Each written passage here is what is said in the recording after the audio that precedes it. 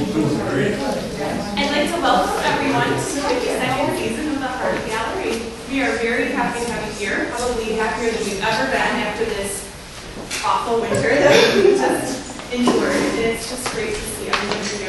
We appreciate you all coming so much.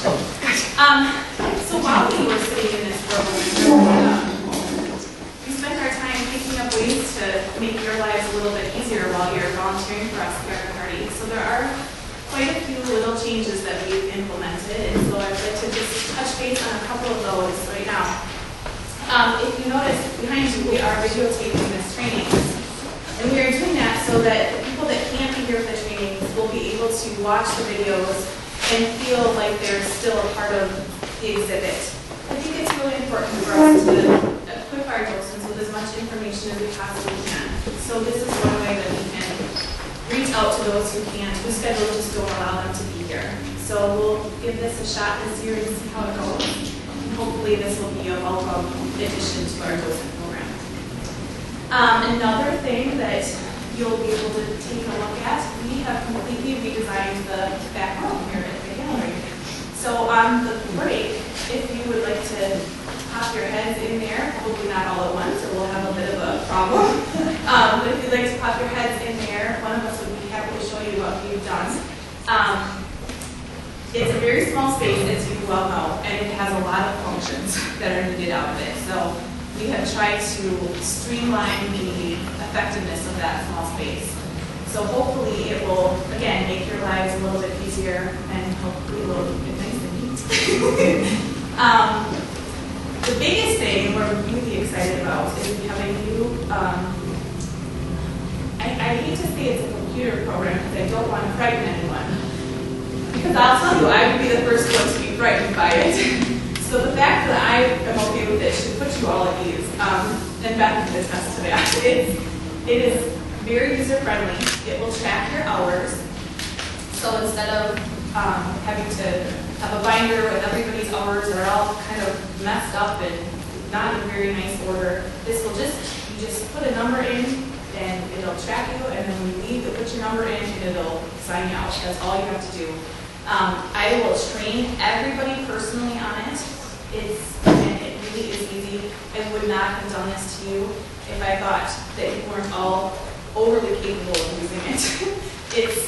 I really think it will be helpful. We'll also be able to sign up for shifts this way. I will promise that I will teach you all how to use it. I will come to your home if you want me to. Anything you want me to do, I will do it to make sure that you feel comfortable with it. So please reach out to me if we've gone over it and you're having difficulties. Please let me know, because the whole point of this is to make it easier for you. And I really feel like it will be once everyone's comfortable with it. We're already really excited about it. You'll be able to, like I said, sign up for your schedules. If somebody takes their name off the schedule, you'll see it immediately versus having to drag down here or call the office. You can just see it. Yeah, thanks. Will we be able to put ourselves in on the docent schedule over the internet? Yes. Yep. You can be sitting on the deck having coffee and thinking, gee, I'd love to volunteer next week, and which I hope you all think while you're having coffee, and then you can sign up. And likewise, if something comes up, you may remove yourself from the schedule from home as well. Unless you're doing it close to the date. And I'll go over all this with you. But if you try to take your name off and there's no button that says remove me, that means you need to call me. Because what has happened in the past is people come down to the gallery, they erase their names very sneakily, and then we don't know about it. And it causes a bit of a stink. So this way, you can go ahead and remove your names all if you want, unless it gets too close to the actual date. And then I just ask that you call me, and then together we can find a replacement for you. So, the only other thing I really want to touch on is that our offices, the Hardy offices, have moved. And I don't know if you all know that. We used to be located right across the street from the Spalpools, and we are now located just down the road in the Eastern Village Hall, the big stone neat old building. Second floor. So the same thing applies as with the Spalpools that was not open to the public, neither will be the village hall. So the same procedure applies. They'll give us a call. Our office phone is a cell phone, so whether we're in the office or we're down here or we're at the post office, you should be able to reach us. If we're on the other line, please leave a message. We are fairly good at returning phone calls. We like to think, at least. But if you need us, we will be available. And I, as a volunteer coordinator, will be carrying a cell phone with me throughout the summer. So if it's 5 o'clock on a Sunday and there's an issue down here, please call my phone. I live in Sister Bay. My parents have a place right across the street from here. So I am typically within 100 feet of this building. So please call me. I'm happy to run down here. Don't hesitate. Yes, Becky. The number is 854-2210. 2210 is the office number. And again, please call if you're going to come. By. A lot of times this time of year, we are running back and forth, so we aren't necessarily just sitting in the office all the time. If you are going to come and you've contacted us, go ahead and give us a good knock at the door. We have some vents in our office right by the doors, and we can hear everything. So if you give a good knock, we'll know you're downstairs. We'll be happy to come down and let you in. Any other questions? What's your number? My number. 421-2595. That's a good question. And that will be the in the front page of the operating manual, which will be on the desk. So an emergency contact info and all of that as well. But 421-2595. Good question. Yes. Okay. And we used to park there across the street. I've been told we're not supposed to park in that lot anymore. In the foundation lot, no, I would steer clear of that. It's okay in the street though, inside the fence? Yep, It didn't. that's public. Yep. Yep, that's absolutely fine. Yeah, parking. Yeah, that's, it's an issue. We're on a dock. I always say, if you want to come with your boat, that'd be great, because we can park that easily. This darn cars we have to issue with. So, yep, along the road, along the highway, in that space on the east side of the highway, there's a ample shoulder there. So that's a great spot. Any other questions? Okay, I'm going to turn it over to Becky. Here it is, what you've all been waiting for. The Art Snap, the new Art Snap. And this is just one of the most wonderful things we can do for all our visitors. So when they come in the door, welcome them and hand them an Art Snap, or at least say, do you have an Art Snap? Because this is how we connect our visitors with the artists in the county. And almost all of them are on this map. If you want to, well, there are plenty, so you can get your own before you leave if you don't already have one. The green is this year's color. And there are two sides of listings by village or town, and they're all color coordinated as you move up from Algoma to Sturgeon Bay to Egg Harbor, Fish Creek, and on up to the top of the peninsula, and even Washington Island. And those numbers coordinate with, under the village signage, the numbers and colors coordinate with the artists themselves. So number 1 under Sister Bay, Bonnie Crush, it has the directions, it has the address, it has the contact information, and when they're open. It is really important. And then on the back, and it also is a great road map. People have loved it. On the back is a history of the Hardy, a little history, and talks about the visual arts scene, and then our sponsors, of course. So it's really nice to know that, so that we can then come through. Oh, Brown. Beth, was there anything else I was supposed to say? I think you pretty well covered it. Okay. If I could, just, for those that are new, we do have instructions for all of this. So we are verbally going through it very quickly, but I don't want to deter anybody. So we have written instructions for how to use it as well, also in the operating manual. Everything's in the manual. wonderful. But just know that this is really one of those things that we do for the community and for the artists. This is why we're here, to connect our visitors with the artists, not just with our art on the wall, but with their studios. Yes, Where will the maps be kept? Maps? There will be a supply in that room. The major supply, though, is with the Paper Boy over in Bailey's Harbor. They're our main distributor. We have a small supply over at the office as well. So if you guys see that we're running low and we miss it when we're here on our daily stop, give us a call, let us know, or leave us a message, and we'll be sure to bring you some. They'll be in that slot thing. Yes, we do have all of our literature over here, and the PAHA Arts Wrap, Peninsula Arts and Humanities Alliance. That's usually stocked. I try to keep that very full. But on the desk. And on the desk, as well as on our donation box here in front. As you can see, there's a nice little spot. So, yeah, easily accessible. You know, if you're out and about talking to visitors as they're here browsing. Do we still have the guy, the road runner that, or whatever, that fills all the paperwork? That's the Paper Boy. Yep. Okay, And do we still have that container? That has all the... He comes in and fills. yeah, it's right down in front here, Dory. The table is sort of hiding it. Oh, It's okay. hidden, that's a pop-up container. Yeah, our stand for it is a little rickety these days. These are We put it on a wonderful. pedestal. To hand out to your house guests as well. So when we're done here, where are you gonna set that table? Probably right here. It'll be here, but not back here, but right there? Right So you there. meet people right there? Yep, absolutely. Yep. For this show. Yes, For this show. right. Are there any other questions about the arts map before we move on? Okay.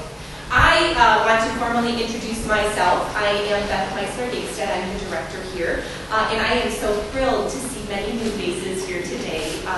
Some of you that I haven't met and some of you that I haven't seen in a while. So in advance, we appreciate your interest in volunteering with the company. And Amanda and I will look forward to working with you throughout this year. So I know our time is tight here. We're trying to be brief. We don't have busy schedules. But I wanted to talk a little bit about our community mosaic project. And the reason is, last year, there were some comments, I think, about some of the quality of our work. So I wanted to take you guys back to talk about community engagement and the whole purpose of the Mosaic Project. Because I want you guys to be relaying that to our visitors. It's probably among our most popular offerings here, and as docents, you guys will get questions about it often, as those of you that are veteran docents know. This is our 7th year doing the Mosaic Project, and it is a community outreach project. It's a way for us to engage our community in the art-making process. And so that's the bottom line. The other side of it is that it's also a fundraiser, a very large fundraiser for our organization. It brings in about $7,000 for us annually, so it's quite significant. And for those that don't know, as some of our veterans docents do, we invite the public to create art. It's a 6x6-inch canvas. Looks like this. And each year we have somewhere between 300 and 350 of these completed artworks that we put together in a big mosaic. And then the public has a chance to purchase these works. And that is via what we call a blind buy. So it's basically like an art lottery. So we have patrons that come in and they pick a number for $25 and they're guaranteed a piece, but they don't know which piece. Make sense? It's pretty fun, it's pretty easy. And so I want to concentrate though more on the community engagement aspect of it and wish that you guys could share that with the public. Yes, it is a fundraiser. We understand that, and that's important to our bottom line. But first and foremost, we want children. We want adults. We want professional artists. We want the community to participate in the Community Mosaic Project. The idea is to engage our community members. That being said, we did make a conscious effort this year, based on some of the quality last year, to sort of up the game a little bit. So we had a volunteer here today who was out contacting artists earlier this spring to participate, which went very well. They were pleased to be asked. So we're trying to get out there and engage, our artist community more. I don't know if any of you subscribe to Pulse Picks, but we've been doing some advertising this year as well to get that out. And one thing that I haven't mentioned is our sponsor is the Artists Guild down in Sturgeon Bay. And there are other distribution points, so people can pick up canvases and drop off canvases there. And they are sort of our partner in this whole community project. So, does anybody have any questions? I feel like I'm seeing. I just wanted to make a comment, Yes. and this goes with everything that the Hardy gets throughout the year, in, for instance, flowers that are presented to us for our openings free of charge, and especially the Artists Guild, who's been doing this forever for us. This is our 7th year. Yeah. They've been working with us for, I think, 5. Yeah. So it's been a long time. I think it's very important when you go into these shops to thank them personally and say, I docent at the Hardy, and I'm just thrilled that you've been doing this for us year after year, and I just want you to know how much we appreciate it. Because when you thank people personally, it means so much to them, because you would not believe the people that I've dealt with, at least not specifically here, but in other organizations that I've volunteered for over the years, who never get a thank you from anybody. I'm not talking about a written thank you now. I'm talking about just a personal thank you where you're in the shop, you remember that they donated something and you mention it to them and you say, we really appreciate that. So if you can do that, that's really helpful. And I have a segue off of that. Peggy, I'm going to come back to your question because it melds seamlessly in with what Sandy just said. I don't know if any of you guys, when we were cruising in the minutes before we started here, we have 2 boards here. So we have our exhibit title panel, which gives some information about the jury exhibit. We also have a sponsor board. So this year, I'm very excited that we have gallery sponsors. We have 2 of them. We have Arbor Crown Properties and True North Real Estate. Those are our premier sponsors. And the presenting gallery sponsor is Bay Lake Bank. And then for this exhibit specifically, all of the cash awards that we'll be giving today, this evening, as well as the creation of the physical award, was sponsored by Squid Muffin up in Sister Bay. They're a new business. But one thing that I'm asking that you guys do in exchange for what they're doing for us is to promote their businesses. So they have all graciously, they don't have Donna's Scattered Goods from Squid Muffin yet, but she promises me she did that, is information out here. So, maybe it's not every patron, but I do want to see these items moving out of the gallery. So they will be in a prominent location. I'll probably have them on the table. But if you get into a conversation about somebody, talking about what we do, feel free to grab that literature and tell them that it's made possible by these individuals. Exactly what Sandy was saying. Thank you. And, spread the word.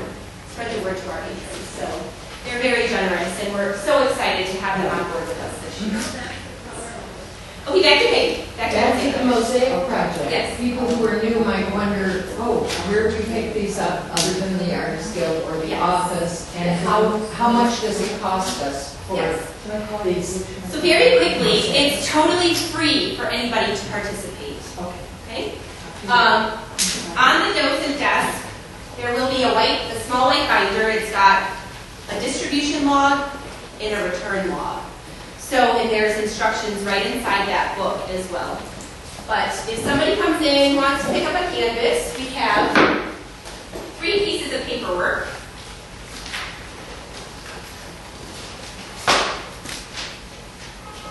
We have the participation agreement. So this tells us who's participating and that they committed to create work for us. We keep the white copy, they get the yellow copy. The dates for when the show opens and all the particulars are on here as well. The second sheet that they get is called the artist statement form.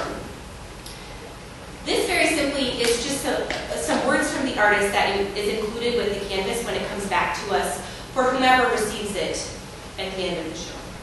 Okay? Some people include their contact information on here, but this is a requirement. Don't have to include contact information, but it does have to say something about your work. Or their work, I should say. In the third, which is new this year, it's a little half sheet. It's called Important Guidelines. So just some things to remember about orientation, have you included your artist statement, that sort of thing. So be sure to point this out to them and be sure that this goes with the canvas before they leave. Is there a limit on media? There's not. There's not a limit on medians. The only thing that we ask is that it doesn't protrude out the sides because they are all butted up right next to each other. So it can protrude out the face, but just not the sides. Is there a time limit to complete these? Yes, they will be due back June 30th. Yes, and we still are distributing. Our supply has dwindled quite heavily the last few weeks here, but the Artist Guild, I was there yesterday, still has a good supply. So if you have individuals that you know that would like to participate, by all means, we have canvases here, Artist Guild in Surgeon Bay, and the Dolls Law Firm in Sister Bay. And all of that information is on the instruction sheet, so you guys don't have to be writing all of that down. Julia. And it's very fun if you do one. So when people come in, you go, this is fun. Some people often ask, do you have one here?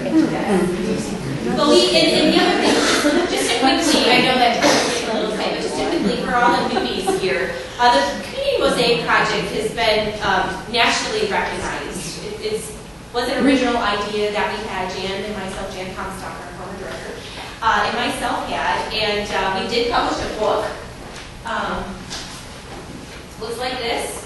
And we received press in American Style magazine in 2010, shortly after that came out. And we have organizations all over across the country that have replicated this project, which I think speaks to the originality and the uniqueness of this project. So, Emmett. The artist statement, Yes. is it stated on there what they do with it, or do we tell them to fold it and put it behind the canvas inside?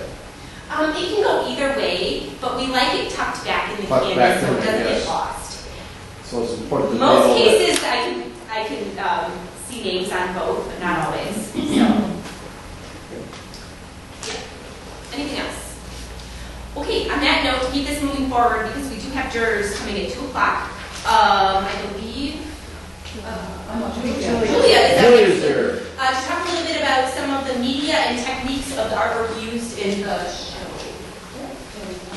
Oh, very quickly, yes. I wasn't sure that this was going to arrive in time for this evening, which is why I don't have a label on it yet. But this piece over here is a Pamela Murphy original. And this was commissioned by the Hardy for use in our fundraising raffle this year. Last year, you might remember that we commissioned Craig Leeds to, and it was, I think, Ephraim Night Watch was the title. I'm sure you all remember that. But this will be on display throughout the summer. The drawing will be on October 14th, the end of this season. And we don't have tickets in hand yet. That's all in the works. But I would say, by the end of the month, we'll have all of that ready to roll for you guys. But in the meantime, we wanted to show you all, give you a sneak peek. So, Is there a appraised value on that painting? yes, $3,800. Okay. And it's oil and gold leaf. Yes.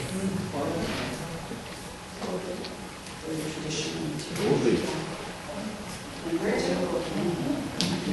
I'm going to go through a quick review of media and technique, except that there is a lot of photography in the show.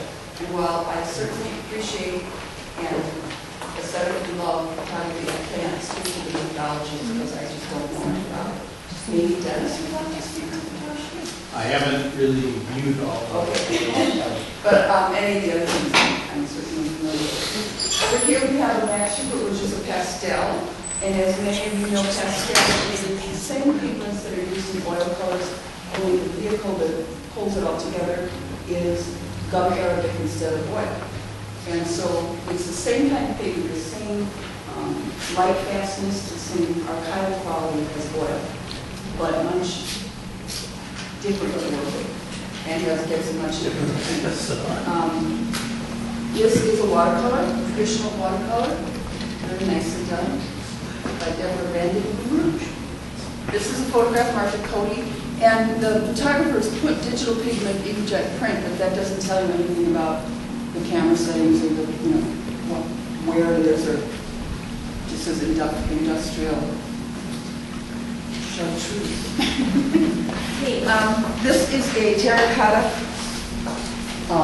which is a low-fire clay sculpture by Deborah Dendler, who lives up here in Sister Bay. Max Schufer is a summer Ephraim resident. And it's on a lovely piece of wood, which I can't tell what it is. This is a monotype. Monoprint, they're calling it. Mixed media. A monoprint is a printmaking technique in which a plate is made on cardboard or plexiglass, and lots of textures are added to the plate. And then it's inked, or the ink is daubed on, or it's carved into after you put it. And it can be cardboard, it can be corrugated cardboard, it can be strings, it can be all these different things. These are 3 or 4 colors printed on top of each other, so they have to be registered exactly. So one color, there's the yellow, came first, and then they added probably the orange, and then they added probably the blue, maybe the red, and then the blue, and then the gray, or brown on top. Julie? So Is that because it will not fade over time? this will not, these are oil inks. Yeah. This is oil printmaking. So it's stay permanent like that. Yes, again, permanent. Medicine man with protective amulet. And you can see that there's a portrait within the interior. The same methodology with that one. And they're kind of shiny because the ink is oil, and that's the way the ink dries. It's done usually with a press, although it can be done by hand or a brayer. And it's always an exercise in composition and registration and things like that. It's a really fun way to do a print in which you don't necessarily need a press. Another photograph, it just says digital pigment inkjet print. Lovely. And back here we have Julie Brogan's encaustic. Now encaustic might be something that you're not real familiar with. Encaustic is melted wax, and you combine oil pigment with melted wax, or you could put melted wax over oil pigment, and you could even embed things into the oil pigment. It gives it a real kind of translucent glow that comes through the drawing that's underneath. And as this is affected by the environment, it can be polished. It's beeswax. And so it's a really interesting surface. It's got a nice patina to it that changes over time. One of those last year. Yeah, and she had a box, I think, last year. It was really interesting. And her things have to do, this is called Howling, and it has a moon. And she often has... Teacher voice, please. I'm sorry, behind the wall. And it often has botanical flavor to it. She has a whole series of things that are about invasive species as well, but this one is a little newer. The one next to that is monoprint and mixed media. Glenn, I'm sorry, I can't read the name. Jack Pachuca. Okay. Which means that he probably took monoprint ink, made a background color, just a flat background, and maybe even put some of the elements into it, printed that, and then probably used colored pencil, oil paint, different things on top of that. And it's done on a really nice heavy-duty printmaking paper, so it's a real velvety surface to work on. Again, I'm behind the wall here, so... we have a lovely oil paint by Mitch Heinrichs of a little dinghy. It looks like it's actually in the Fish Creek Bayou. And it's a lovely little realistic oil paint by Mitch Heinrichs. And a Think Spring of a little, what is that flower? I don't know. Thank you, bloodroot. A bloodroot blossom on a dark field, which is very beautiful. Oh, and just as an aside, the awards were done by who, Beth? Jim Dufresne of G&J Glassworks in Sturgeon Bay. So they are glass, Yes. and they're really quite lovely. Yes. And the chair there is obviously wood. I'm not seeing the label, so I'm not looking at what I'm... It just says wood. Oh, it's a mixture of woods, I would say. There's definitely some cherry and maybe some walnut. And back here is a lovely construction by Peggy Locke's talented son, Ted. And it's a rocking chair that has been embellished and added to, and it's become a little house. So he takes traditional furniture and then adds his own information to it. And it's quite complex and quite lovely. And this whole wall is pretty much photographs, which I can't speak to.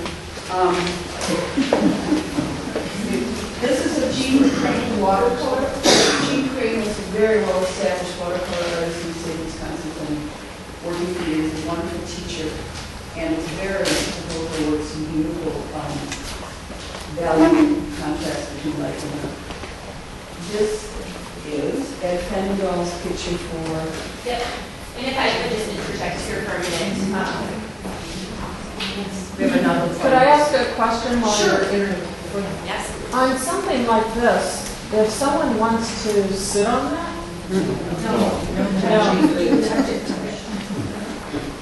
Yep. We discourage that, yeah. Yeah, the oils in our fingers and all of that can distress the... Right. Is it for sale? That I don't know, I would have to reference the binder of it. I believe so, but I'm not sure. And they're perfectly welcome to contact the artist and see Right. how they work or ask the artist. Because we're nonprofit. That Yeah, but particular, there is- that particular piece is not for sale, but he is happy to do custom pieces for people. So you give a card and have them Correct. contact the artist? Yep. Will Yep. we have cards for everyone? Yes, they won't be here for this weekend, but they will be here early next. Sleeves next to the exhibit? For those of you unfamiliar, we have referral cards for each artist that tells people how to contact them. We don't sell directly, we can't, but we can facilitate sales. Yep. And just very quickly, to talk about this piece over in the corner here, this beautiful oil painting by Ed Fendahl. Many of you may have seen this. This is the philanthropy issue of the magazine. So on the back here is the auction information for that piece. So we'll be the base home for it this summer, but it will be traveling to different events and such throughout the season. All of the auction information are contained on these cards if anybody is interested. It's also in the front of the magazine, and we'll have copies of both of these available right underneath that piece. So you may have patrons coming in looking directly for this piece. Will there be something in the wall? Yeah, it's all the stuff you have to put on the shelf. Okay. Yep. This piece is one of our jurors who's here. Karen Chuck, want to speak about it? It was just an image that I happened to capture. Obviously, it was from a photograph, and Oil? it is oil. And the next one is a photograph by Lucas Frickman, who is one of our jurors. Tony Starosta, who is a ceramic artist, has his gallery is on the corner of 42 and Judville Road. What used to be Woodwalk once upon a time is now Tony Starosta and his wife, who do clay work. Beautiful. And next to that is Richard Austin, who is also one of the jurors and for watercolor. These two pieces are permanent parts of the gallery. This was done by Jeff Olson and his Francis Hardy. Am I right? Yes. And that one is Kurt Holtz. No, that one's Hardy as well. Brendan Hardy. Sabilski's. Hardy. Yep. Mm-hmm. This is a piece by Jan Forford, and it's enamel and hot. Yeah. And she cuts the copper herself with a little saw and makes all the forms and fires the copies and really lovely piece. The one next to that is by John Rickey, and it's metal parts put together. John was a teacher for years at in college. This is a to Ryan Peterson, and it just says porcelain, and I believe that it's probably pit fired, meaning that the porcelain was first fired, and then it was put into a pit with all kinds of natural things, grass and some papers and weeds and whatever, and then fired to a low high temperature so that you get this impression on it. Dave Franke has had fun with funky little found objects. And this is a Donna Brown. And she's saying it's caustic, which it is. It's all beeswax, and these things have been dipped in beeswax. And then assembled while they were still warm. Some of them are, this is like a fibrous material, it's almost like skin. It's this real, it's like a tissue paper. And she dips that, and she dips the leaves, and there's a little nest in here with little birds. Can you tell what the bird is?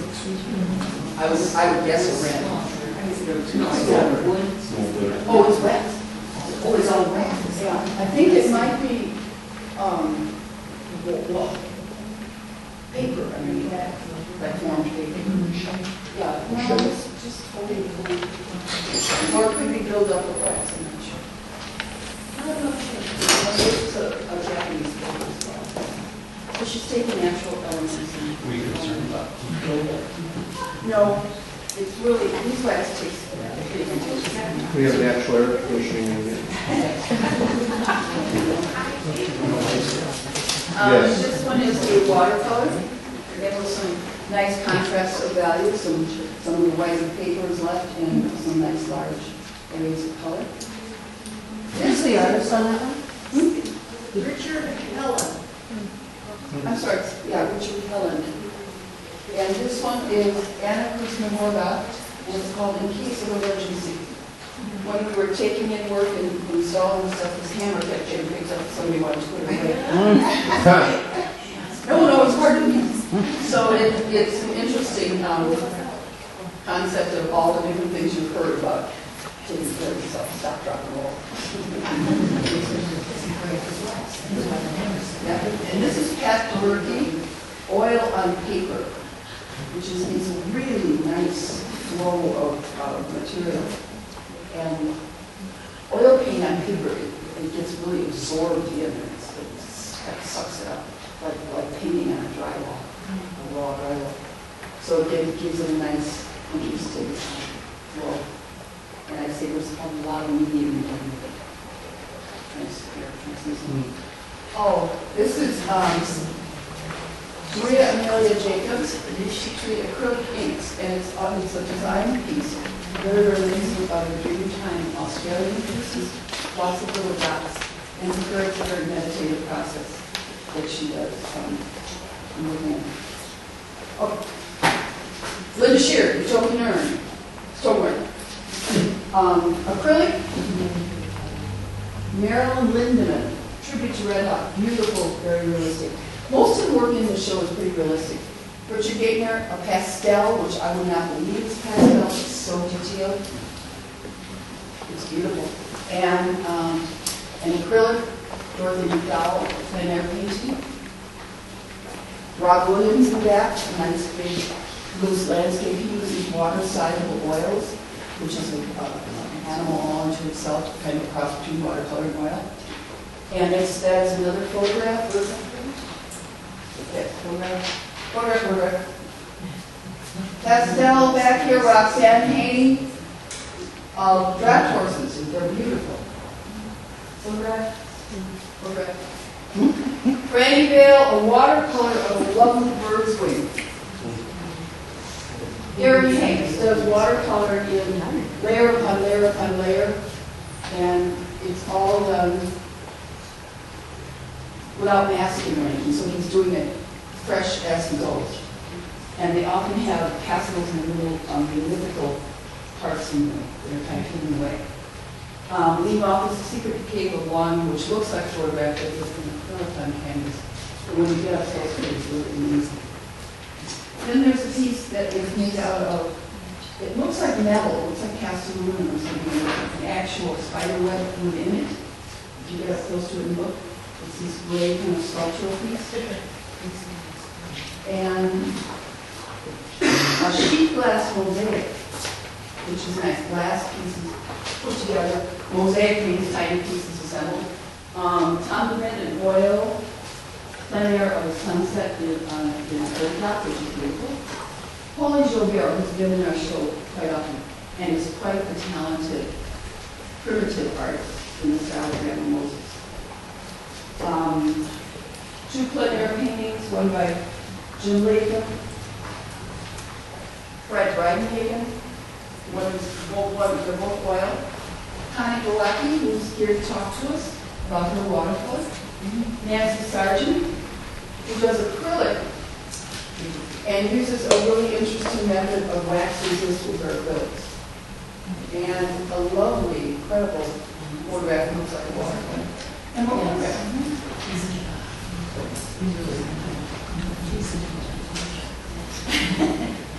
That's it. That was all the original work. I think, did I get it all? Okay, everything else is Great photographed. job. Yeah, if I could jump in here, I would encourage you all to stop by if you have a few minutes, just to really take in these works so we can, be sharing that information with our patrons as they're viewing the exhibit. We do have artist information on the desk. So we have artist statement and bio. So the information is at your fingertips. So please use our resources to educate yourself as best you can about the show. So, and then before we break, very quickly to do some sign up and segue into our jurors talk, I just want to let you know we've gone through things very fast for those of you that are here new this year, and we will be following up with an email PDF of our docent operating manual, so you can get all of the specifics of opening and closing, a lot of things like that we don't cover in trainings like this, but we want you to obviously have that information. So that'll all be contained in that book and hopefully should answer most of your questions. Roger. Well, my question is, because I'm new, I'm curious to see who else is new.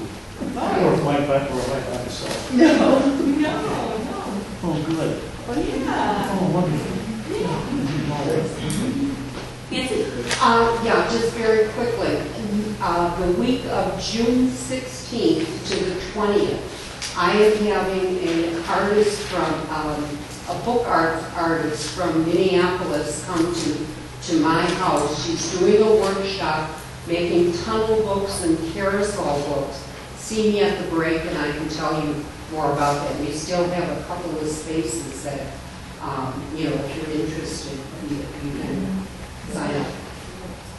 Yeah, so now we'll take a break. We have computers up front here for you guys to sign up for shifts. Amanda will gladly help you do that. If you have any questions, let me know. Take a bathroom break, have a drink of water, and please too. Should the new people put all their